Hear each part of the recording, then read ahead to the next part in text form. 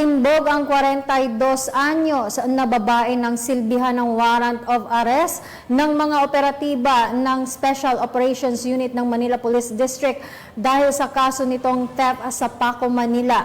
Yan ang tinutukan ni Patrolwoman Juvie Jane C.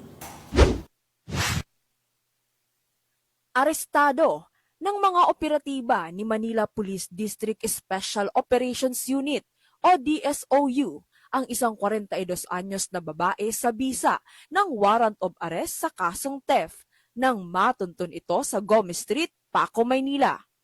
Ayon sa ulat, nakilala ang babaeng sospek na si alias Julie, laundromat at residente sa Paco, Maynila. Isinilbi kay alias Julie ang warrant na inisyu ng Metropolitan Trial Court Branch 16 na may petsang April 23, 2010 na may kaukulang piyansa na 12,000 pesos. Lalo pang pinapalawig ng MPD-PNP ang kanilang oplan pagtugis sa pamamagitan ng pinalakas na intelligence network sa lungsod ng Maynila upang madakip ang mga taong nagtatago sa batas at maibigay ang hustisya para sa kanilang mga nabiktima.